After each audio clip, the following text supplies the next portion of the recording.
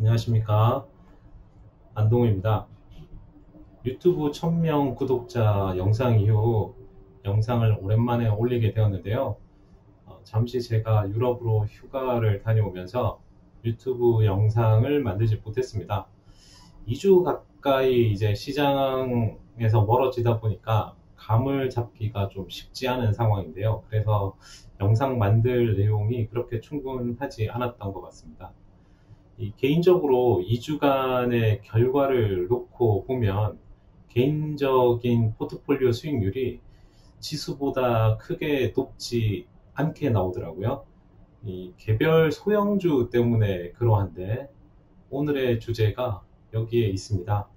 소수의 주식이 시장 전체의 수익률 대부분에 영향을 미치고 있고, 이는 미국을 비롯해서 전 세계 주식시장에서 동일하게 일어나는 현상입니다.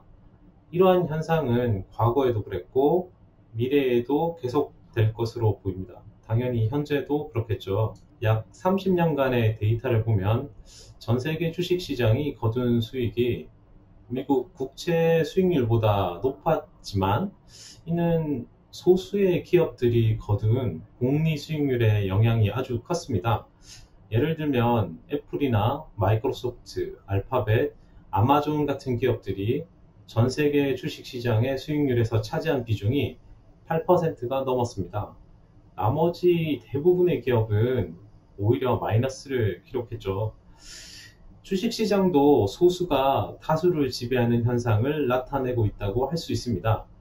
올해 마이크로소프트, 애플, 아마존, 페이스북이 S&P 500 수익률 중에 20% 이상을 차지할 정도로 시장 영향력이 컸습니다. 나스닥 100 지수의 경우는 이들의 수익률이 50%를 차지하고 있을 정도로 더욱 두드러져 보였죠. 지난 28년간 가장 성과가 좋은 상위 306개의 주식이 전 세계 주식시장의 수익 중 거의 4분의 3을 담당했고, 플러스 수익률을 기록한 주식은 단 811개에 불과하다는 사실은 향후 주식 투자를 함에 있어서 어떤 전략을 세워야 하는지 정확하게 보여줍니다. 시장을 주도하는 대형주와 단기 유망 소형주 투자 방법을 달리해야 확률 높은 투자를 할 수 있다는 말이 될 것입니다. 그렇지만 대부분의 투자자들이 평균 투자 기간이 10년이 되지 못하기 때문에 이와 같은 수익을 거둘 수는 없을 것으로 보여집니다.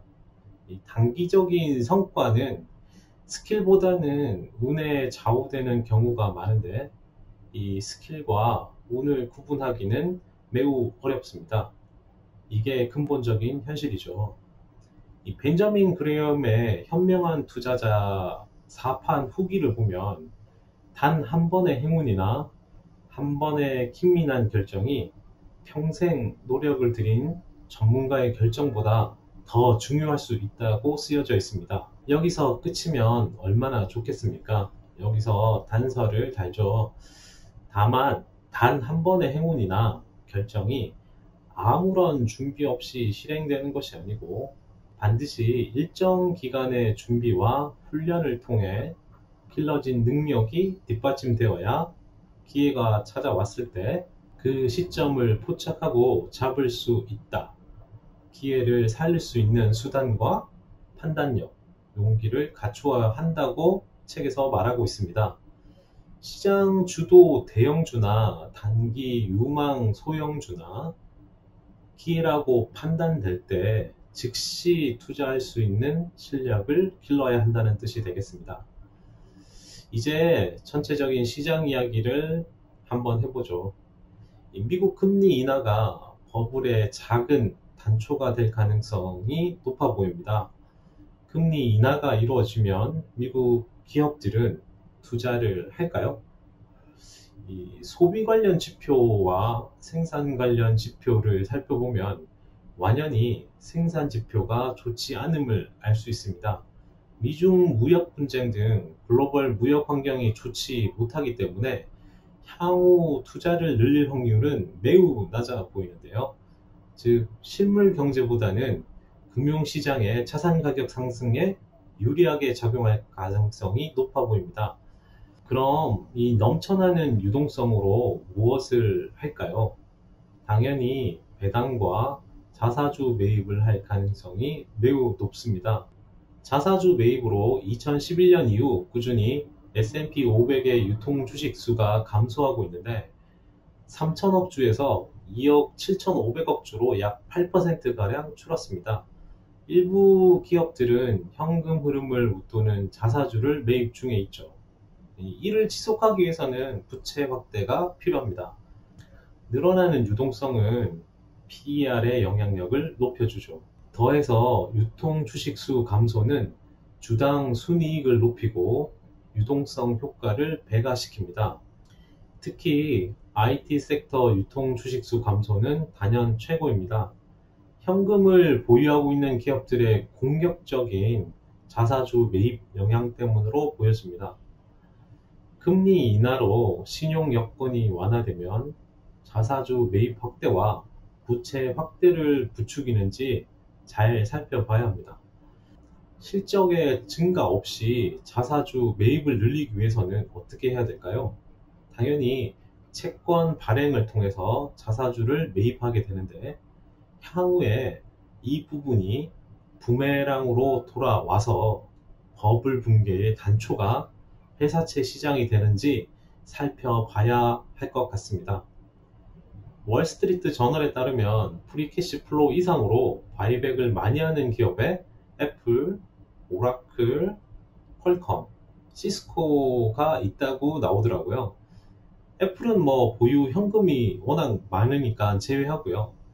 다른 기업들은 역으로 보면 추가 매입 여력이 부족하다는 뜻이 될 수 있으므로 매수 대상에서 제외하는 것도 좋아 보입니다.